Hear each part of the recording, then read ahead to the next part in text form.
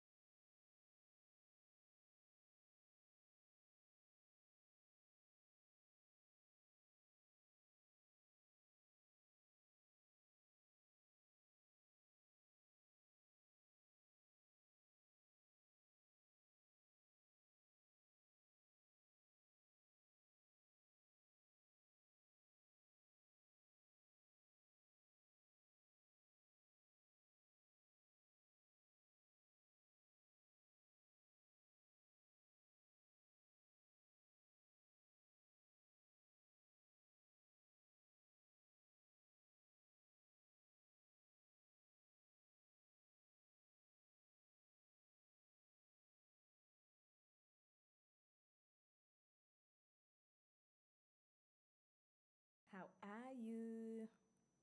How are you doing? Yes, I intentionally made it such that you can hear me. But now you can hear me. Can you hear me? Can you see me?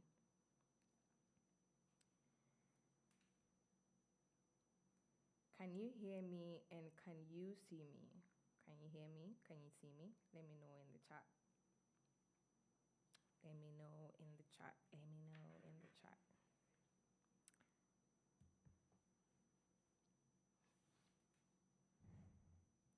Right.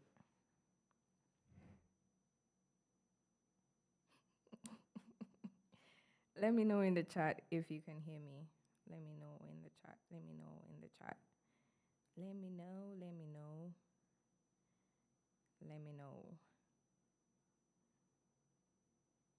Yes, I can. Okay. Hi, Abna. Hi, Ama.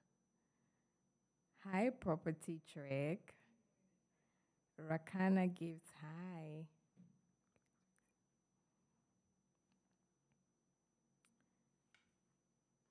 How are you doing? How are you doing? How are you?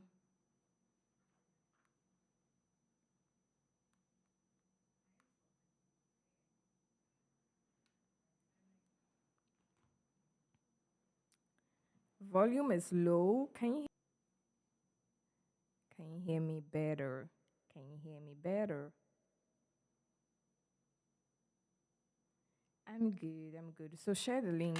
Please share the link. If you're on the WhatsApp group, kindly share the link. Kindly share the link in the WhatsApp group. It's so interesting. It's so interesting that somebody is texting me for the link. Meanwhile, it's been emailed to you. Yeah, we good. It's been emailed to you, so you po. So please put the link in the WhatsApp group if you're in the WhatsApp group.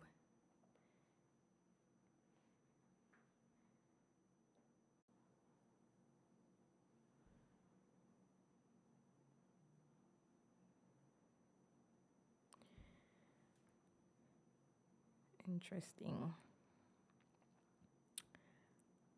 Share the link, oh, share the link with your friends and your family.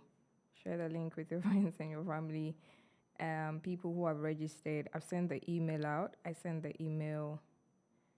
Once you register, you get the email with a link. So,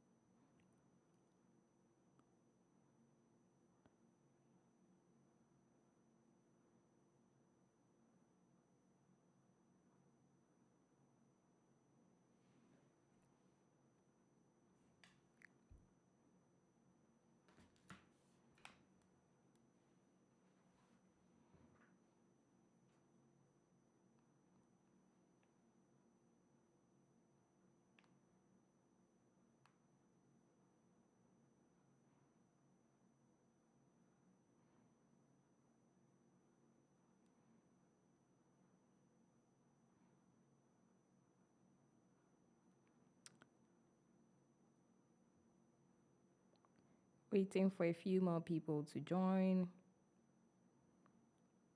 Then we can go. Guys,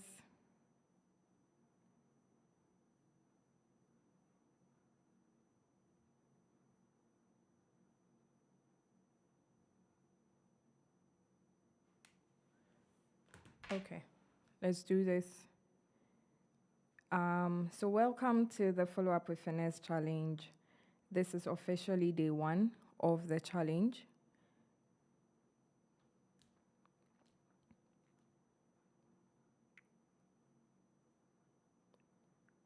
It is officially day 1 of the challenge.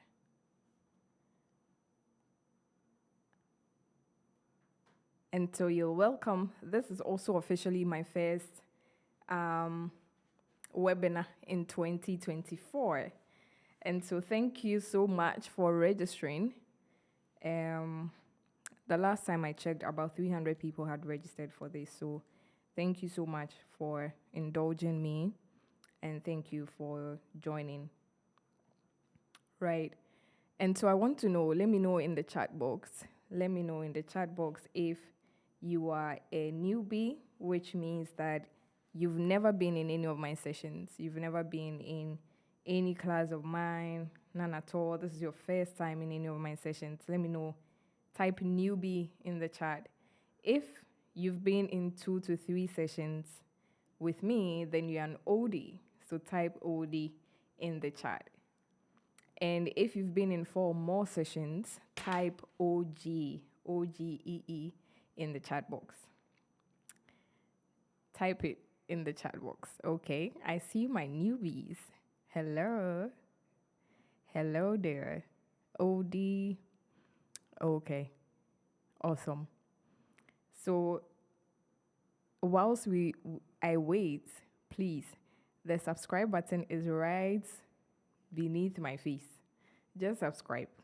Let's not fight. Don't wait for me to shout before you subscribe. So kindly subscribe before we take off.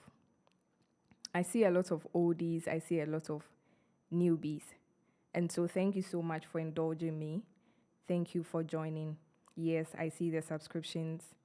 Ceci Krentz, I see your subscription. Thank you so much. Now, my name is Patty the Strategist. I'm sure you already know that since you had to, register to be here. I'm a marketing strategist, but I'm not going to tell you all the things that I do, especially the newbies. I would want you to know me based on this challenge, right? And so after I take you through the webinar, we'll come back and ask, who do you think Patty the Strategist is? All right? People are even listing the courses they've bought.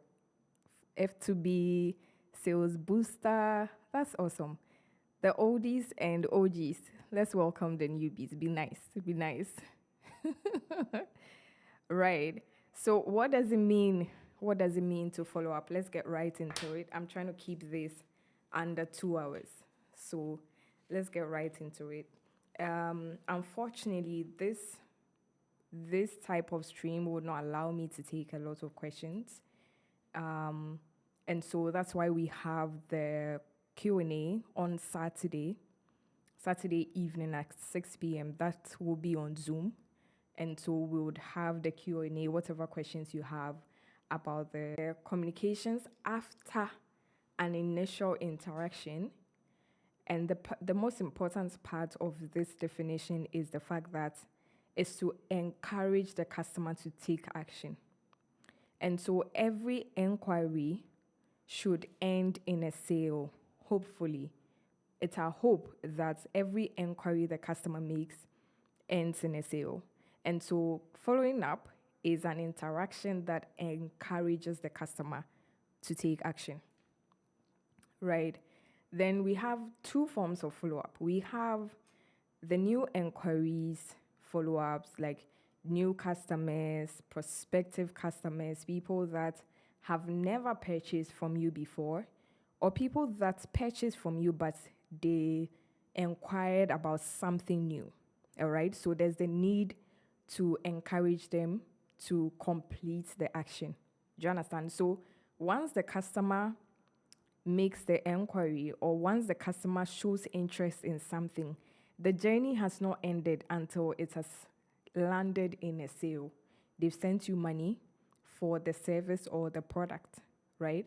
And so if you are not doing follow-ups, it means that you did not actively see through for the journey to end properly. Do you understand? Then the second type of follow-up is following up on existing clients, people who have already spent money with you. It's better to do follow-ups with these people because they've had a chance to experience your brand. They've had a chance to know how good you are. That is, if you delivered a good service. Do you get it? And so we must follow up on that, on those groups of people as well. So following up is not only limited to the people that are interested in doing business with us or the people that have never done business with us, right? I just said right. Now, following up on the new clients, let me know if you can relate to this, right?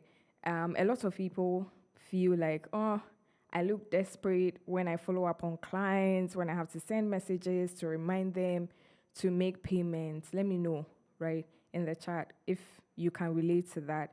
There are also people, some of us feel like even if they don't buy, someone else will buy. There are lots of customers who need it and all of that. There's also that could be one of the reasons that you are not following up, right? Like what's the thing called? Your sold out game is so strong that if you decide not to follow up, you are good. That is also, an option or a reason you are not following up. Then somebody can say that I'm selling my things regardless of following up. Somebody will come and buy last, and so there's no point. And then there's also the category of people who only follow up when they need money. So when you know that sales are slow, you need money to restock, you need money to pay an important bill, then you will think of following up on people. Which category do you find yourself in? Which category do you find yourself in? Then there's the category of people that, someone makes an inquiry, there's a lot of back and forth conversations, showing pictures, showing images, going through things. And now it's time for the client to make payments and they just ghost you. Like cricket sounds. Who can relate to that as well?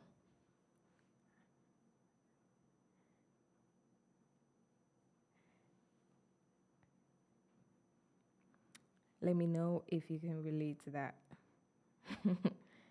Let me know if you can relate to that. You don't follow up because you don't want customers to think you're desperate. That's awesome. I like that. Right.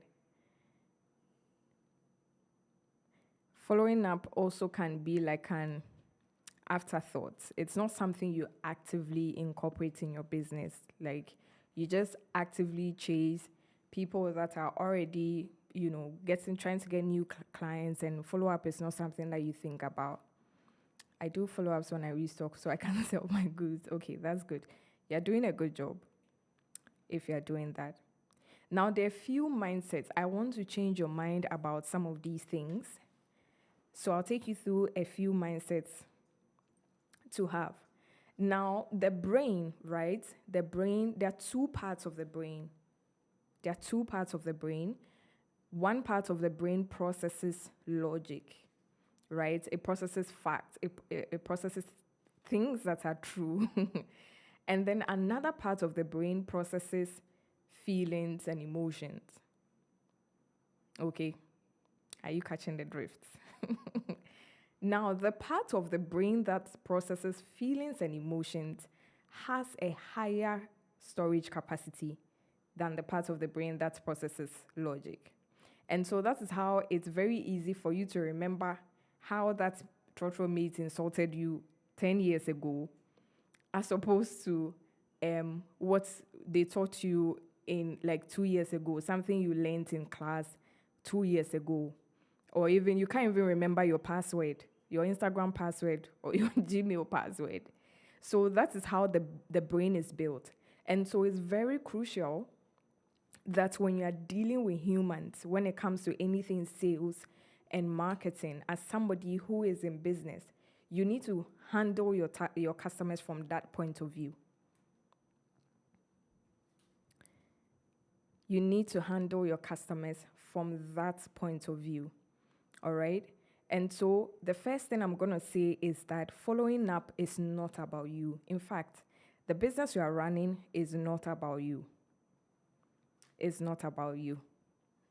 You are not only in business to make money, right? The primary reason you are in business, maybe you started because you want to make money, but at the core of your business, you are running it so that you can solve people's problems, so that you can serve people. That's the core. And then making money is a byproduct of solving those problems. So if you think that you are desperate, it's because you are looking at it from the point of you getting money from them. So now let's flip the coin. Instead of thinking that, I'm going to send this woman a message, I need money, let me text this woman and see if she'll pay for something. That is you tackling it from the money point of view, as opposed to saying that this woman is going for a wedding next week, or this woman, that's a corporate, top level management executive needs some banging outfits for her board meeting. And so if I don't show up, if I don't check in on her, if I don't make sure she gets the outfit or that piece that I'm selling, I am not solving her problem. Do you get it? Flip it. So now, instead of thinking that you are in business to make money, I want you to start thinking that you are in business to solve people's problems. It's bigger than the money. Those of you, the oldies and the OGs know this. I say this every time. Until you crack that code, you are going to be making average money in your business, because the customer is at the core of your business, and serving them, being able to exceed their expectations, is how you make money.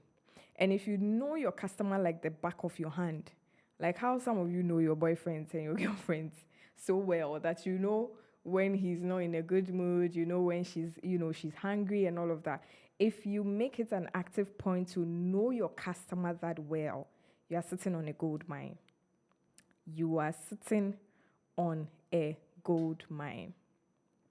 You are sitting on a gold mine. And are the people that are ready to buy now.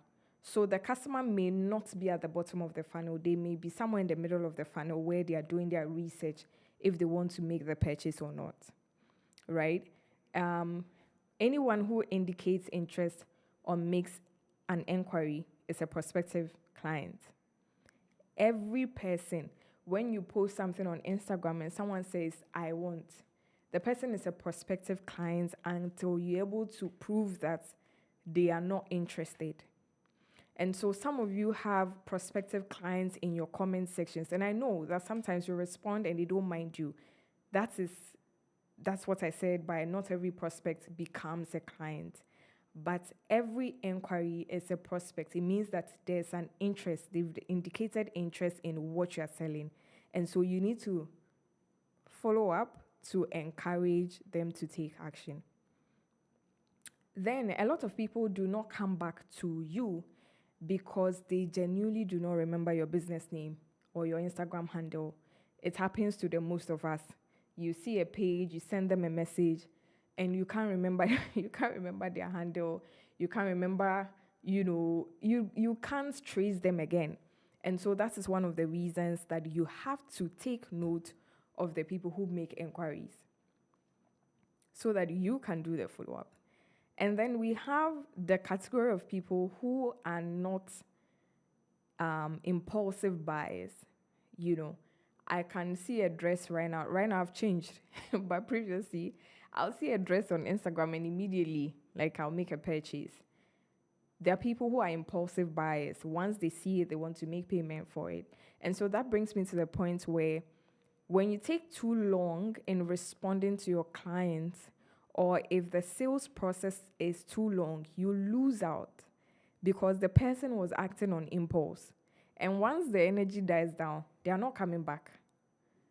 They are not coming back to, pay that money, right? So they need to analyze their spend before they make the purchase. All these are reasons why the customer probably has not paid you for the service or for the product. Then another thing, so I'm on fact number 7. You are not the only provider. You are not the only person selling what you sell, unless you are the only service provider. But you are not the only person selling what you sell. All right? You are not the only one selling what you sell. And so they are probably weighing their options. They are thinking, oh, should I go with vendor A or should I go with vendor B? Then, now, fact number 8 says that they are probably not the key decision makers. They are not the ones making the final decision. Some of you, when you're buying something, you want to ask your husband first before you make the purchase. Oh, babe, would this look good on me? So until you ask your spouse or whoever influences your decision, you will not get back to the business owner. And so someone or a group of people are influencing the decision-making process. All right? Then fact number 9 says that they have competing priorities. They have competing priorities. They are juggling different things. Adulting can be so daunting. Do you get it? And so they've forgotten that they've even probably sent you a message. And so a few days ago, in fact, yesterday, somebody sent me a message on Instagram. And when I opened the message, that's when I realized that there's there are messages in there that I had not opened, that I had not responded to. Do you get it? Because I had forgotten. And Instagram too can be, sometimes they throw tantrums. So yeah, they have competing priorities, and so they've not gotten back to you. They've completely forgotten. And then the final thing is, that's fact number 10, is that they simply cannot afford you. There's nothing you can do about that. They can't afford you. And so you have to let it go. But you need to do your follow-ups to be able to tell the different situations the customer find themselves in. If you find out that the customer cannot afford it, sometimes they have the courtesy to tell you that, oh, this is above my budget, and so I will not be going forward with the order. That is great, and so you can stop following up. Some of them will just not say anything. Some of them will say, I will get back to you, and they will never get back to you. I wish all customers would be bold enough to say that, you know what, this is above my budget, and then I cannot.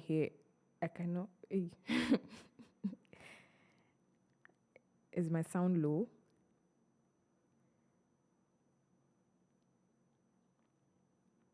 We are good. Right. Now let me know in the chat. So this is a little fact check. Okay, Winnie says she can hear me. So kindly increase your volume if you can hear me. I think I'm really good on sound. Fact check. As a regular shopper, now we are not talking about you as business owners. Let's just change our outfit. As a regular shopper, which of these facts can you relate to? Which of these facts? Do you sometimes forget that you made an inquiry? Do you have certain things that you're inquiring about that you need to run by the key players in your life? Please increase the volume on your devices. Okay? Increase the volume on your devices. Or get headphones. The don'ts. So let me know in the chats, which of these facts can you relate to as a regular shopper? Let me know. Which of these can you relate to as a regular shopper? Which of these facts can you relate to as a regular shopper?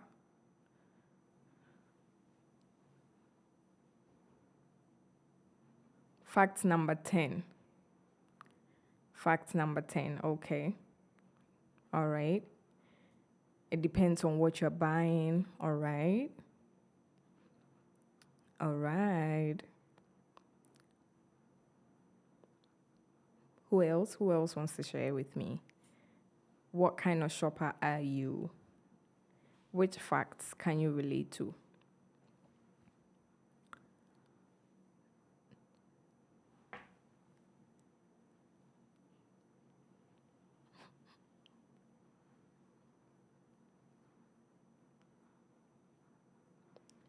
Okay, so now I'm going to go into the don'ts. What you don't do when you are following up. It's very important that you know what you don't have to do before we go into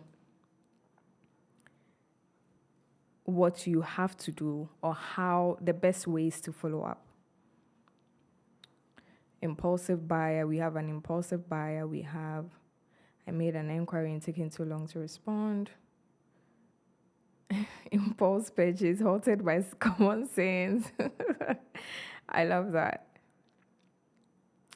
Right. So the don'ts. The first thing is that don't feel proud. Like, don't feel proud to follow up on anybody.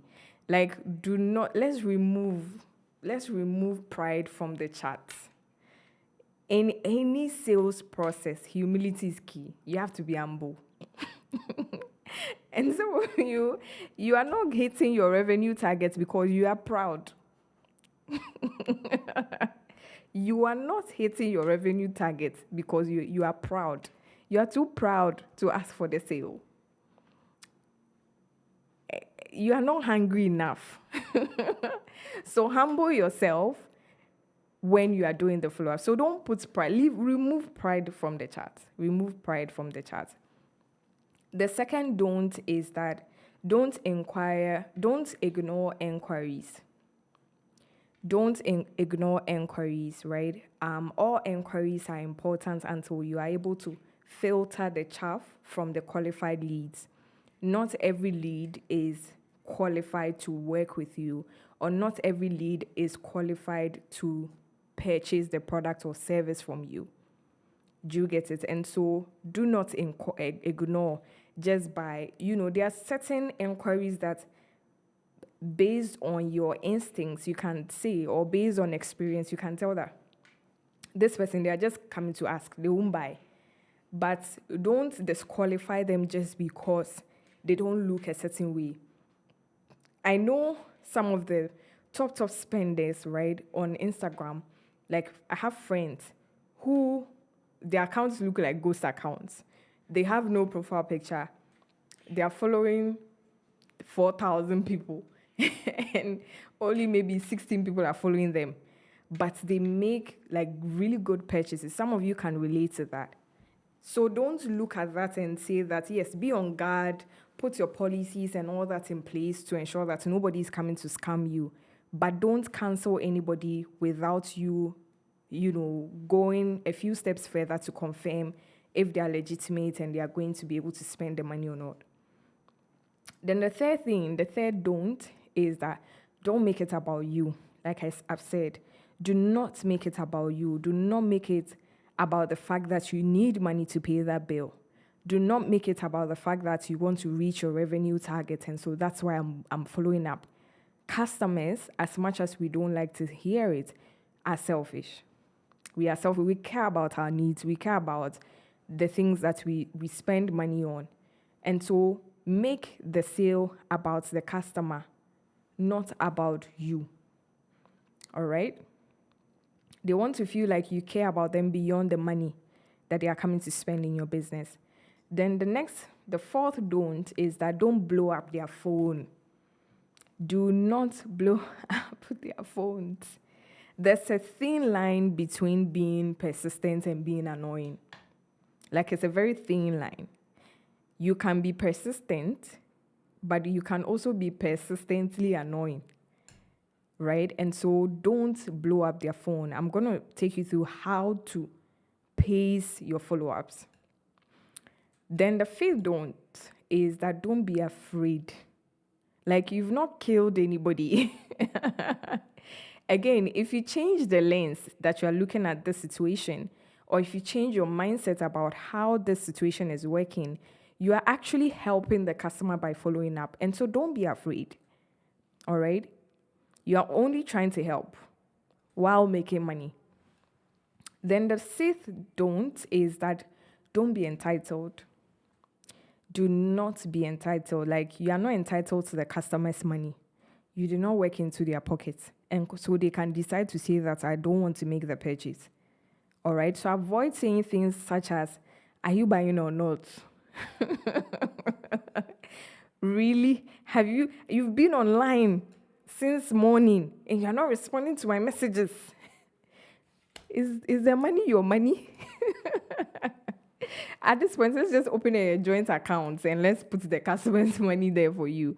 Don't be entitled to the customer's money. Don't be entitled. Don't feel entitled to the sale, right? And then we pass things like, I've seen somebody say, if you buy it, just say it. If you will not buy it, let me know. I have other customers to attend to. That's rude. It's not your money. It's giving entitled, right? So please take note of that when you are doing your follow-ups. Then the seventh one is don't make it look like they are burdening you with questions. Like I said, some of them are still at the research phase or the information gathering phase. And so they want to ask questions. Do you think this will work for my issue? Do you think, this would be good for me? Between this one and this one, which one do you take your time and don't make them feel like they are burdening you? Like sometimes you think you are not giving off any vibe, but how you're even responding to the messages gives a message. Do you get it? Let me know if you're with me in the chat. Let me know in the chat. Someone says, the ghost accounts are the biggest spenders. Yeah, they don't want you to know that they are the rich people on the gram. Right? Sometimes I just do window shopping, just making inquiries. And so this, for instance, that this lady is saying, it's very crucial that for product businesses, or if you are selling something that is not custom or is not tailored to a specific solution, you have to make all the information available online. So if you sell products or services, you can put the price out.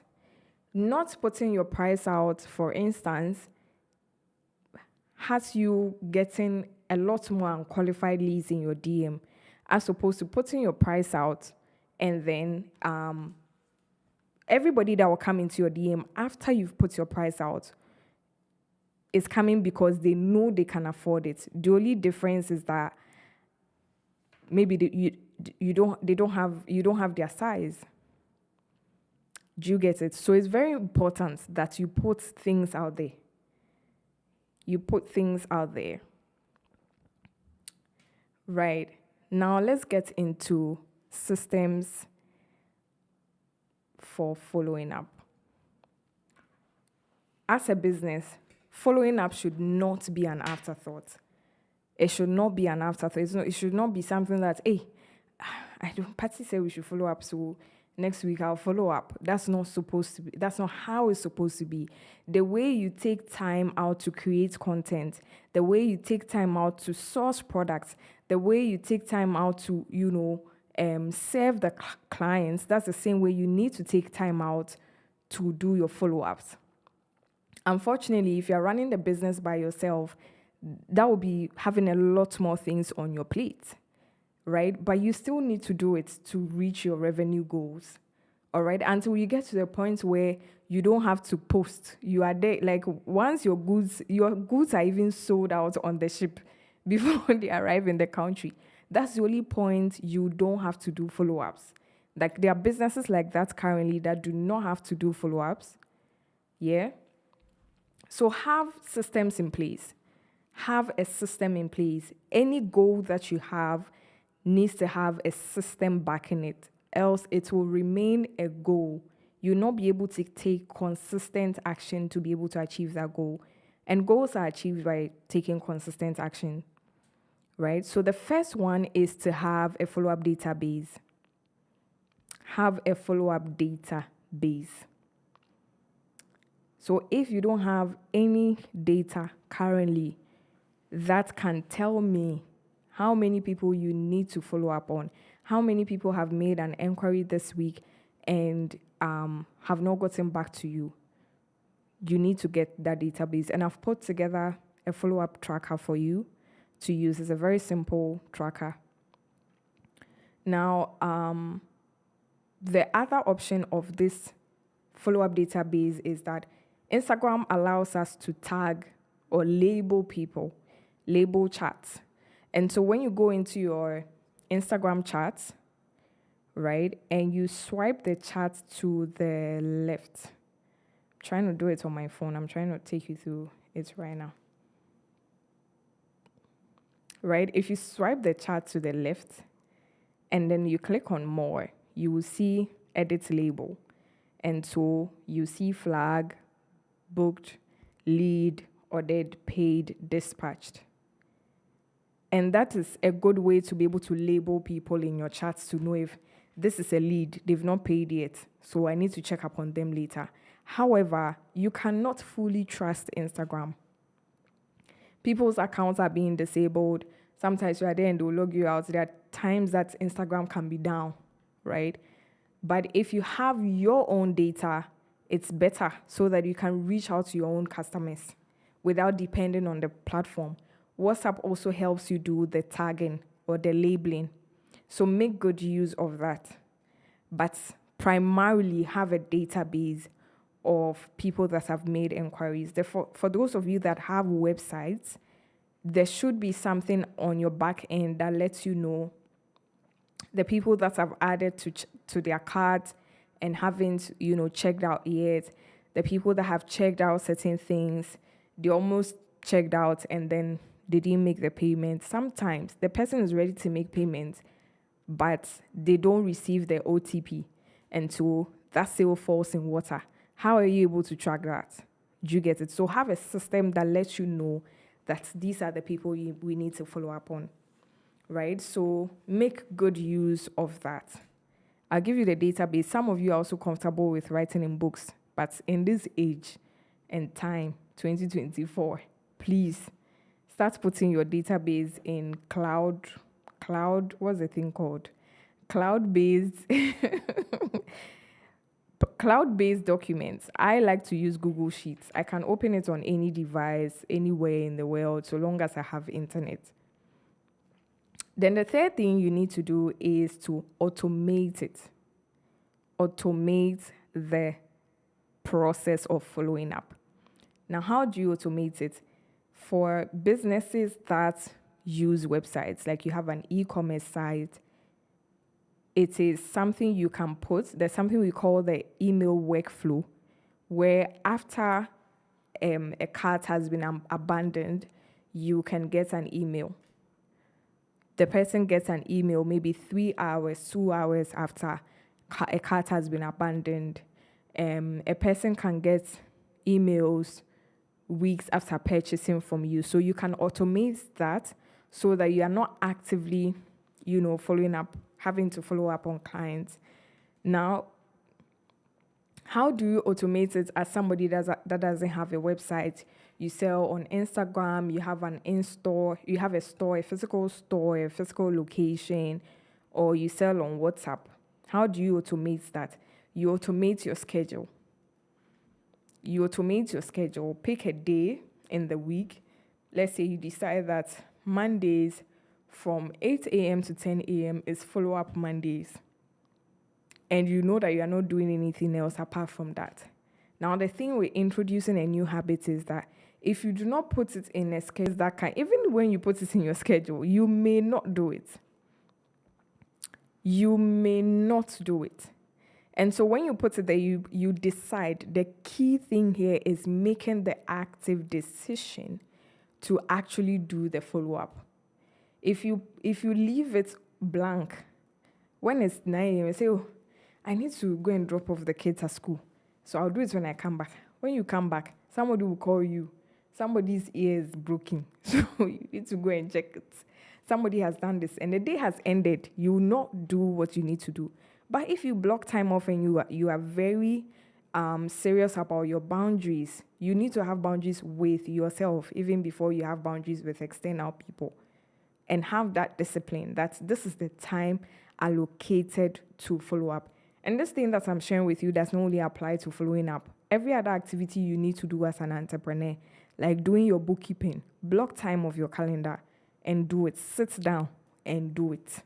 Nobody will do it for you. Nobody is coming to save you. Habibi, nobody is coming to save you, right? Now, there are a few things you need to know before you follow up. The first one is that be confident in yourself. Be confident in yourself and be confident in your products, services, whatever it is that you are offering. Be confident in it. Unless, of course, you know that it's rubbish you are offering. But be confident in it. Like I said, it is solving problems. It is solving problems for people. Okay? Should we take it off? It is solving problems for people. And so be confident in that fact that it is solving problems for people. All right? Now, the confidence is very contagious. The confidence is very contagious. You need to...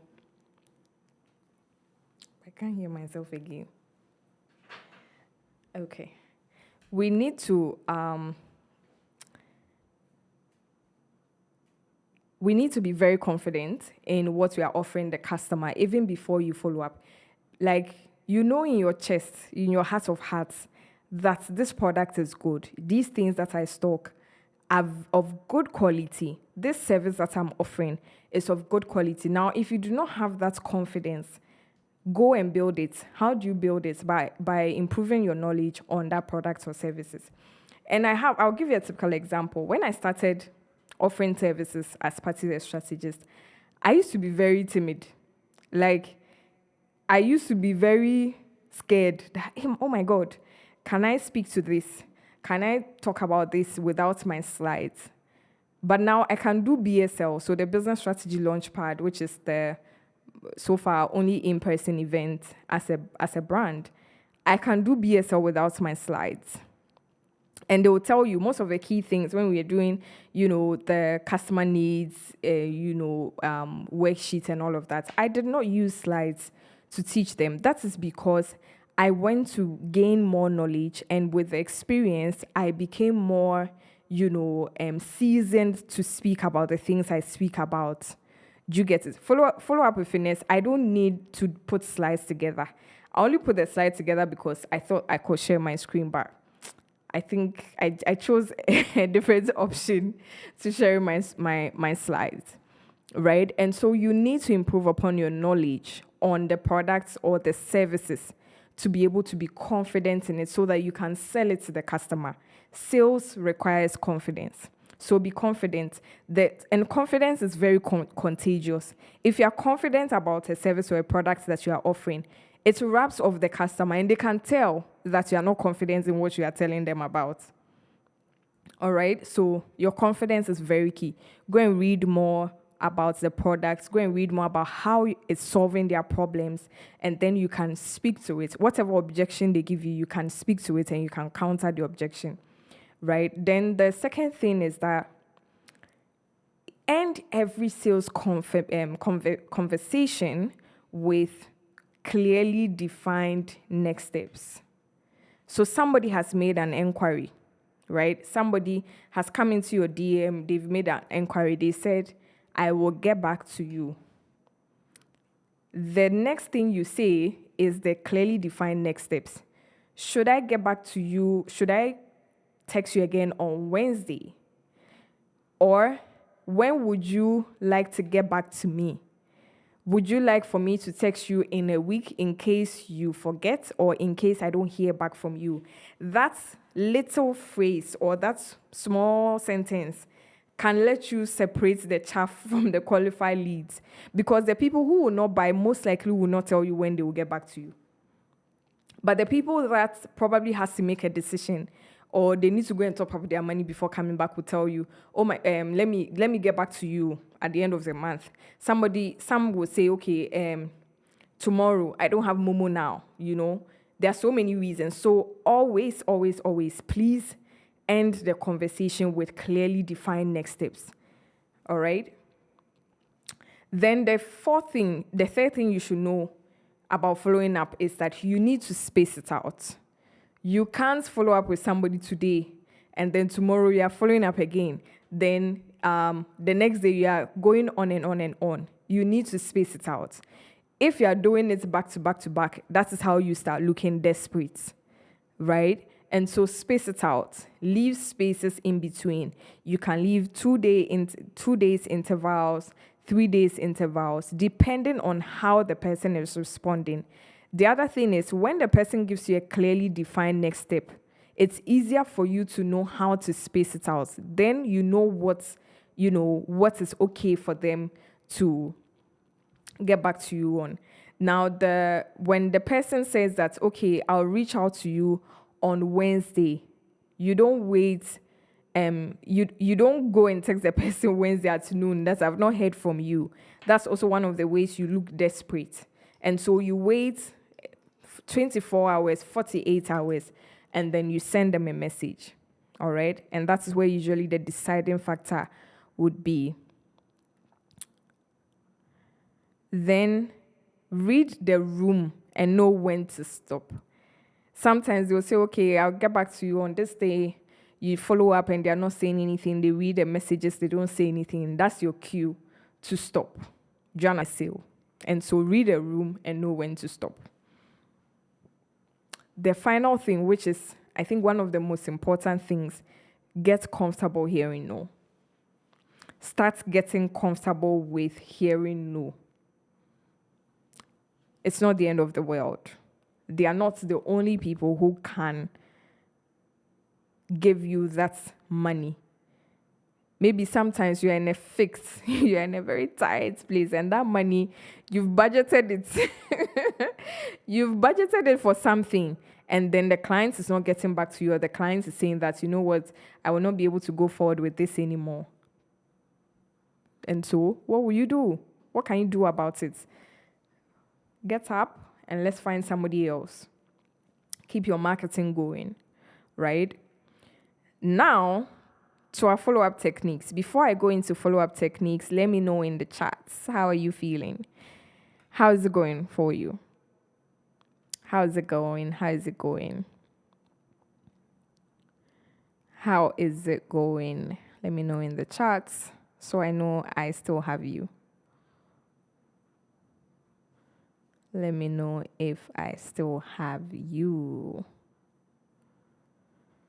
Someone says, love that about ending the message with next steps. Yes, it's a game changer. It's a game changer. It's a real game changer. Systems for following up, gold. Awesome. I'm learning a lot. Thank you, Patty. Alrighty. You're welcome. You're welcome. As you are saying thank you, say thank you with a subscription, or please subscribe. Subscribe to my channel. Great so far. Awesome. So now we can move on to follow-up techniques. Now we are still dealing with following up on prospective clients or new inquiries, new clients, right? And then I'll take you through how to follow up on existing clients, people that have already made purchases from you. Alrighty. Now, the first one is leveraging on when you reach out to a client to follow up on them. They've made the inquiry. You want to follow up to encourage them to take the next step. One key thing I would say, so follow-up technique 1 is leverage on why they need the product. leverage on why they need the product. What is their pain point, and how is this product or service solving that pain point? Do you get it? Like, let's say you are a spa and you offer facials. You one of the services somebody has made an inquiry about is facials. How is the facial going to make life different for me? Patty, that glow is waiting for you. Like, the glow will not will not glow itself. And so when should I book? When should we book you in for your session? Do you get it? So leverage on why they need the product. Don't worry, I'm going to give you a script to kick off the challenge tomorrow. I'm going to give you a script, like a PDF with the different scripts you can use for the different techniques that I'm going to mention. So just assimilate the tactics or the techniques we can use when following up. So the first one is leveraging on why they need the product and how it's solving their pain points. The second thing is to give them a limited offer. So a limited offer is if you have something, an offer available. For instance, you have a 10% off for new customers. And so when you're following up, you are telling them that, hi, Patty, here's a reminder that you have 10% off your first purchase with us, and it expires in the next 4 days, or it expires in the next 3 weeks. So kindly do well to redeem your offer. That is another follow-up technique. Then we have creating scarcity. So create scarcity by letting them know that we don't have this thing that you are looking for in abundance. And this, I don't mean go and lie. Some people would lie, and say that we only have 2 pieces in stock when they have maybe 10. But let them know that we do not have, a lot in stock, or we have limited pieces available. Or for the month of May, we only have 10, we can serve only 10 slots. So kindly let us know if you would want to confirm your booking. Do you get it? Then we have staying top of mind by striking a conversation. And this, mind you, this follow-up technique thing, I put them together in 2021. Just maybe 2 weeks ago, I used it unintentionally, and it worked. Like, it worked, and I was like, oh my God, I don't have to take this out when I'm doing this challenge this time around. And the person posted something on her Instagram stories, and I just commented, like, I laughed at it was a joke or something. And immediately I got the payments notification. And I'm like, okay. So that is a technique you can use, like strike an unrelated conversation. But please, this would work if it is somebody that's, is sort of, it's not it's a soft relationship, sort of. Like, it's not somebody that is completely new to the brand and they're like, why is this vendor engaging with my content? I'm provoked. It will look out of place. But if it's somebody you've engaged with before, they've made a purchase before, and you've established a rapport with them, you can strike, an unrelated conversation, and it will work. It's just them remembering that, oh my God, I'm supposed to send this to that person, or I'm supposed to, send payments to this person. Just staying top of mind is key. Now, staying top of mind also can be through your content, all right? The consistently showing up on your social platforms. Sometimes you've not posted in a while, but you post once and the person remembers, and then they send the payments through. Right? So stay top of mind by striking unrelated conversations or being consistent with your content. Now, the third one, another one is, at this point, I've lost count. I didn't number these ones, but I know there are 15 in all. The next one is to patronize them if it is a high gig. Like, whatever it is this person is going to purchase from you is a big contract or it's high end, All right, they are going to be spending a lot of money with you. And so if they also run a business, or if there's something that they have going on, you patronize. All right, I have clients that have booked a one-on-one session with me after they've made an inquiry because I made a purchase, like I bought something from them. And that was not even intentional or anything, but because they made the inquiry and I saw what they were selling, I realized that I needed it and I made the purchase. They felt a lot more comfortable spending money in my business as well. So people spend money with you when they know that you also spend money on them. Right? So patronize them. Don't go and spend more money than they are coming to spend in your business. If not, then what's the point? You know, you maybe you want to somebody wants to buy let me use my Miffy as an example. Somebody says, I'm feeling bad I didn't pay for this. Don't feel bad. Don't feel bad. Let's say Mamifia sells, she sells groceries, right? American groceries. And somebody has made an inquiry that her card is up to maybe 600 cedis and is just waiting to make payments. Then she'll go and buy a tripod worth 1,000 cedis just because she wants to patronize the person so that it will count. It doesn't make sense. Do you get it? Right? So weigh the options, right? The next thing when you're following up is, for instance, you follow up and the person says, this is above my budget, or this is much more than I expected it to be. If you have an alternative or you have other recommendations that can accommodate the budgets that they have, you need to downsell them. In sales, we call it downselling, giving the person something else that is cheaper than what they wanted initially. For service or service businesses especially, you can take certain key things out of the package to be able to accommodate the budgets that they have. But that is only if you can do that. Don't go and do something that will put you in a fix. Right? So downselling is a technique you can use when following up. It is a way of saying that money, I'm going to collect it by hook or by crook.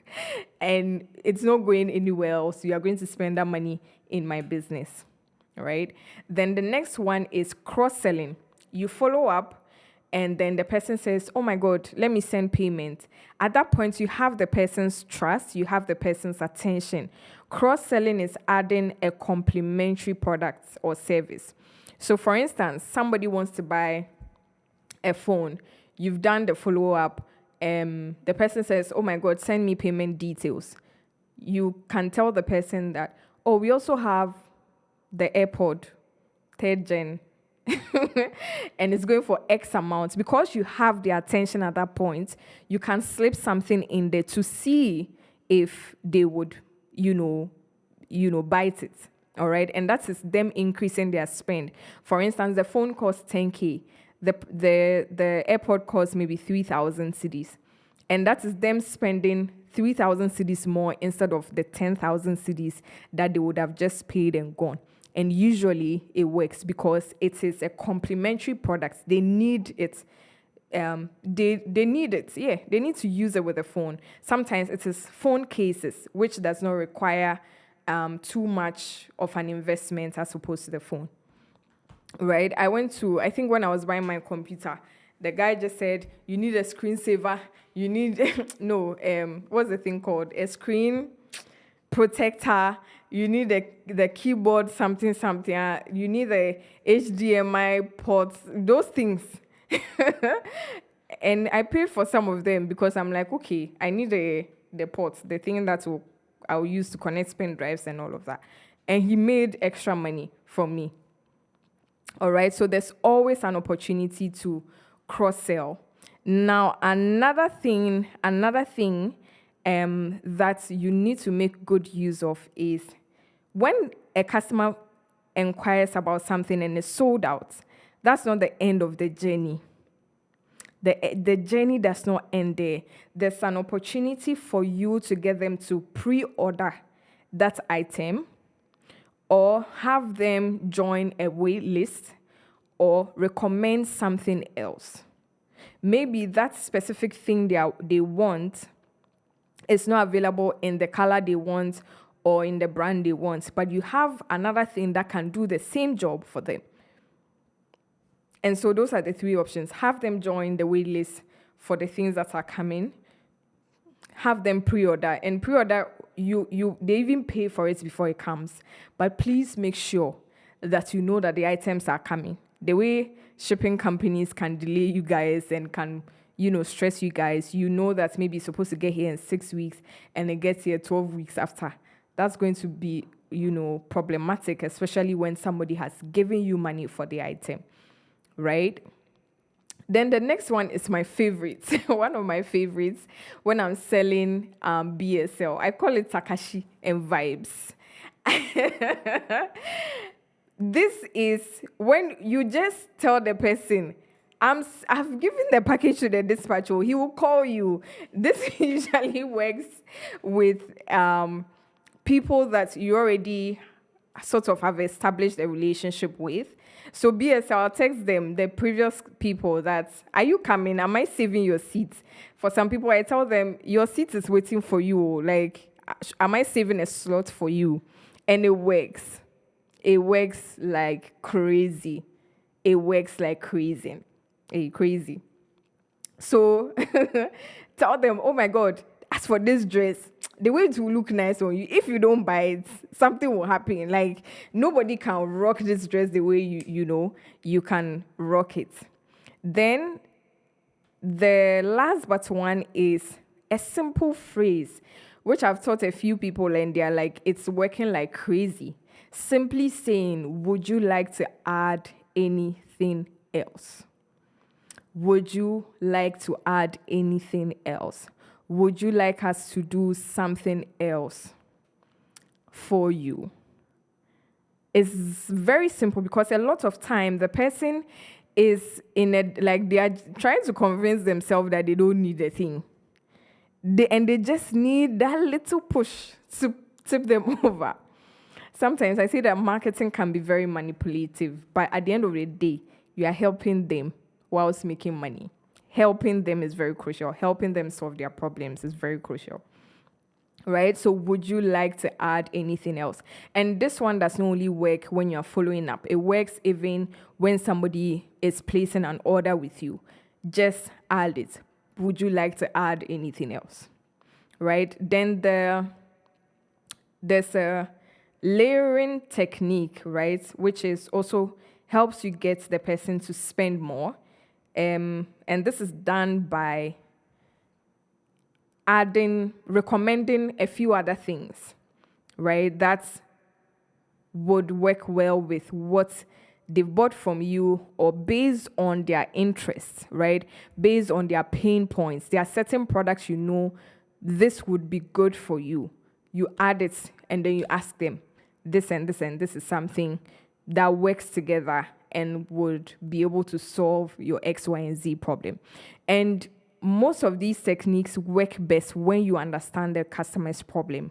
Do you understand? When you ask them, may I know why you want this particular one?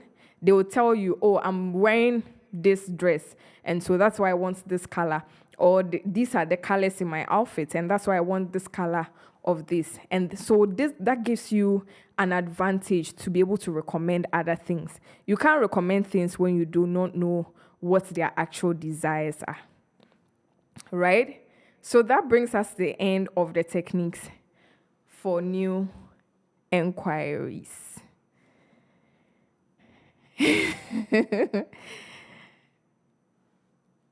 Let me know in the chat, how are you doing? Mami feels that Dixon is almost there with your goods. Yeah. Takashi and Vibes.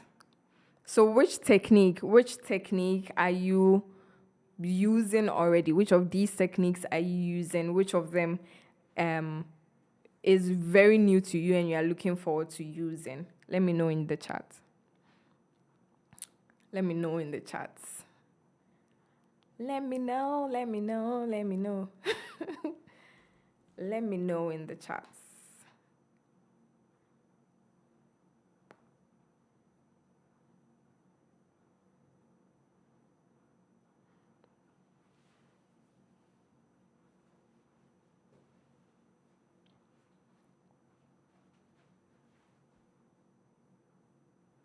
Are we good?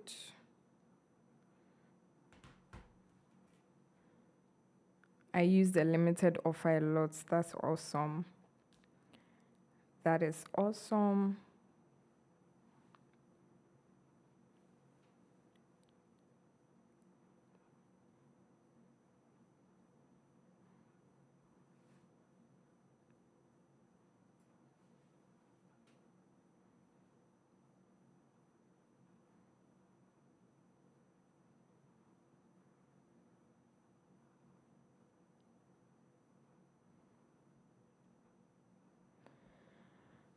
Alrighty. Now we can move on to the techniques for existing clients. Technique for existing clients. So for existing clients, especially,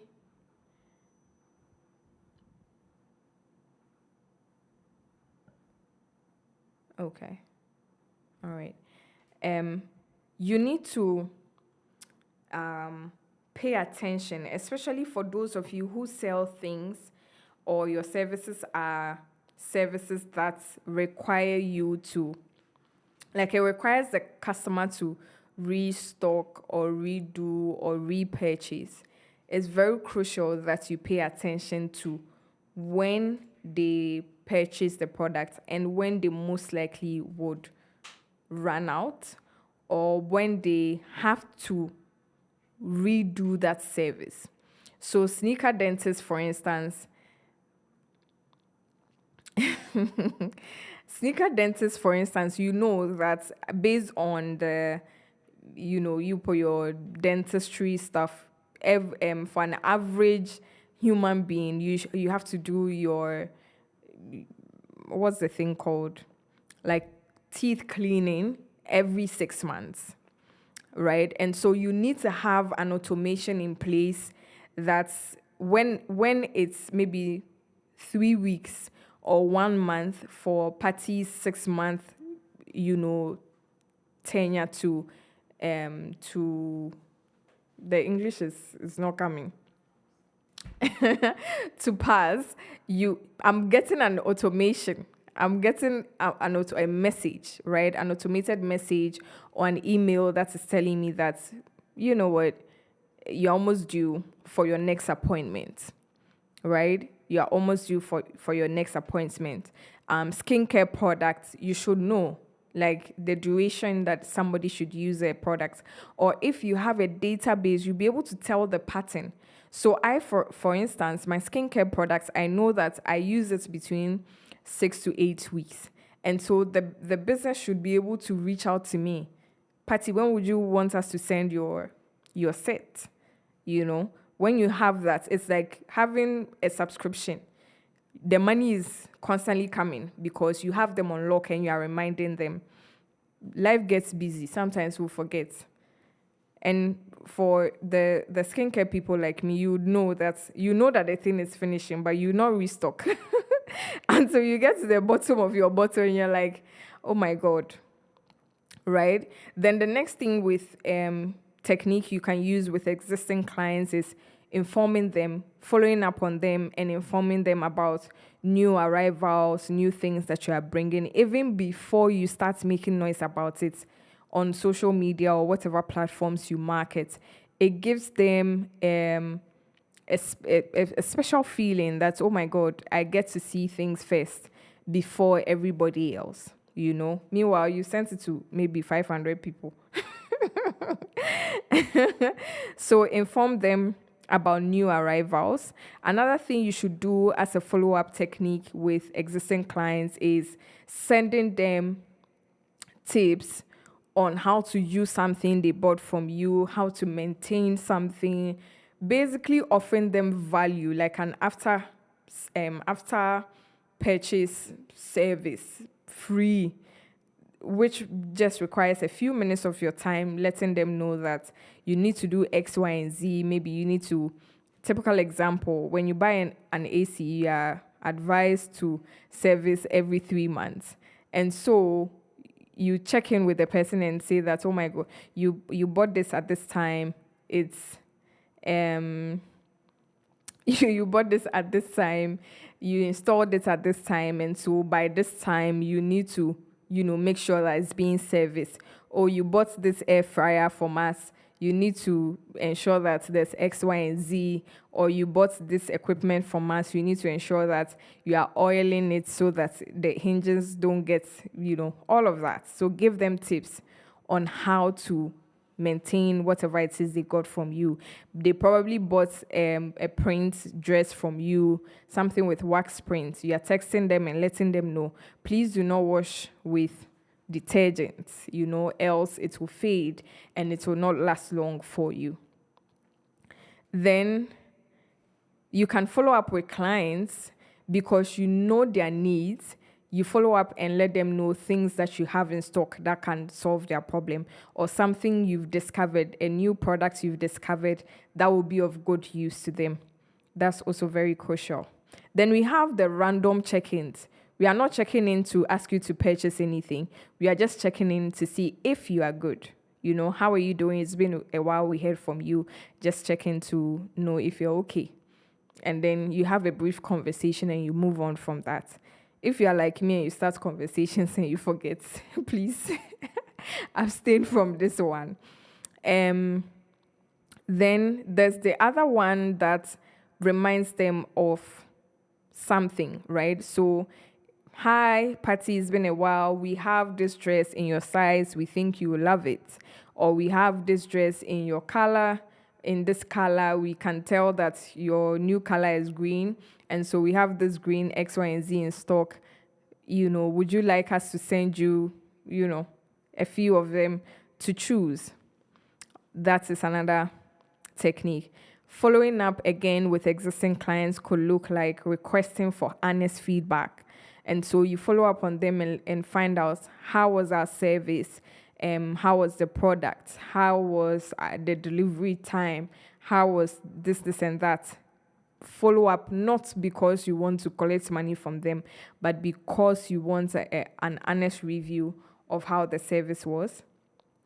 And then we have one technique that really works with businesses. You may not be able to do it with everybody that buys from you if you have large orders, but calling a few people to find out if they've received their package.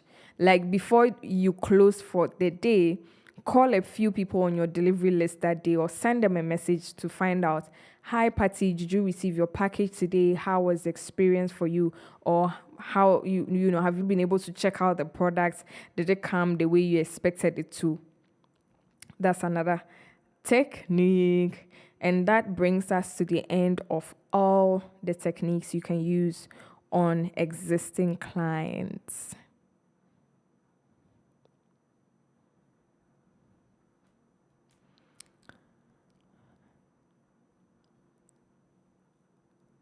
Next, Organic says, on the first technique, if you sell products, don't they already know why they need it? They know why they need it, but you need to hammer it. You need to make them aware that this is why you need it, and that's why it's important for you to close the sale. Right? You cannot leave it to customers to make that decision on their own. Like I said, you exist because you want to help them. And so that means reminding them of why they need what you're selling. Right? Now, taking you through the challenge. Today is day 1 of the challenge, which is this webinar. I said I was going to keep it under 2 hours, and yay, I did. So tomorrow is day 2, and day 2 we are following up on new clients. Right? So we're going to do something we call backtracking.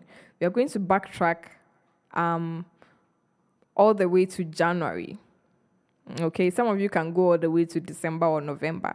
But we'll backtrack and find the people that made inquiries that did not end in a sale.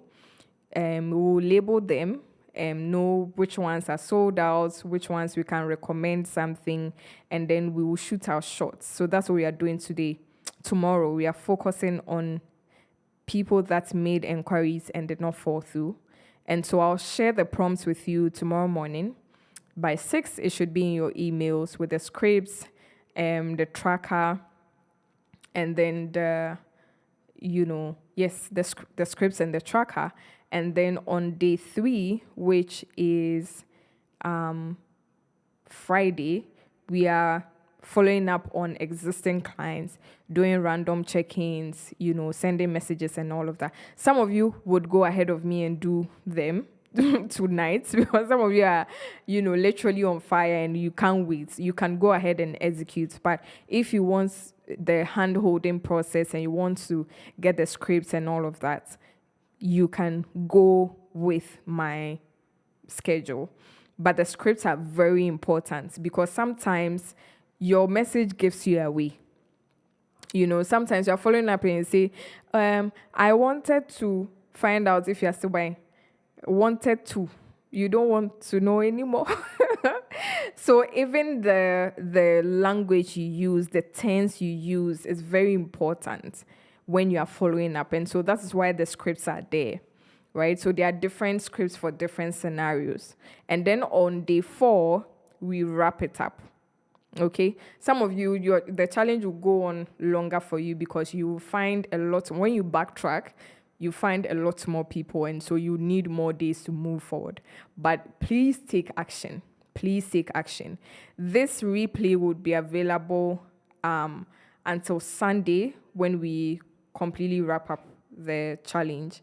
But it will not be available on YouTube publicly for everybody to see. It will be unlisted, and only the people who registered will be able to access it. And so if you're watching this and you've not registered yet, kindly click the link in my bio to join the list, the list. And then if you are watching this and you are not in the WhatsApp group, kindly click, if you check the description box, there's a link to the WhatsApp group and you can join the group from there. If you're having challenges with joining the group, the email you get when you sign up, there's a number. Chelsea's number is in that email. You can text her and she would add you manually to the group. Right. And so thank you so much for joining. How was day 1 for you? How was day 1 for you?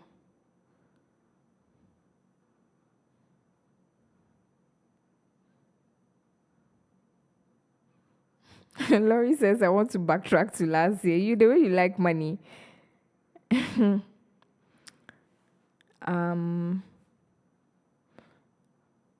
God bless you too, Rodeline. Yes, after Sunday, it's off. It's off. Day 1 in Pony. How is day 1? How is day 1 for you?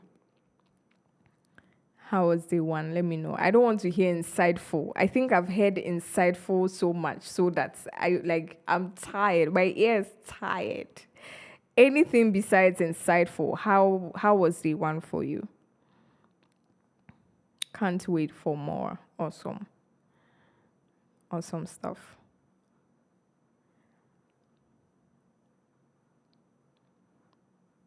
First time joining your class and it's been very insightful. Give me another adjective.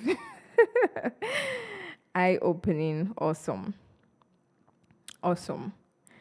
Awesome stuff. So share with me, besides insightful and all of that, Lillian says, it's true, I have been leaving money on the table. Thanks, Big P. Big P for a reason. Leave me alone. Very informative. Let me know your biggest takeaway.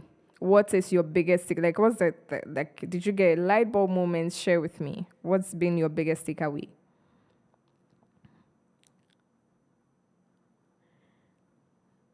Mamifia says, the one has made me realize I need to be intentional and plan my follow-ups. Okay. Follow-up schedule. Dear God, please bless Patty for me. Why? Amen. Oh. Especially in dollars. Mandy says, I made it to class today. Very informative. Thanks, P. You're welcome. You're welcome. Be confident in your service. Awesome. Awesome stuff. All right. All right. We can call it a night. Now I'm going to ask for one favor, just one. Besides you subscribing, if you're here and you've not subscribed, like I would accept that you don't like me, right? But I most likely will post a picture either tonight or tomorrow. Please leave your key takeaways, how the day one was for you in the comment section. Just let me know in the comment section. That's how you fill my tank, my love tank. All right. So thank you so much for joining. I will be in your email and in the WhatsApp group tomorrow. There goes it, Takashimi. Y'all get the joke. I like your sense of humor. So I'll be in your emails and in the WhatsApp group tomorrow. All right. I'll see you. Be badass. Don't forget that you're badass. All right. Bye.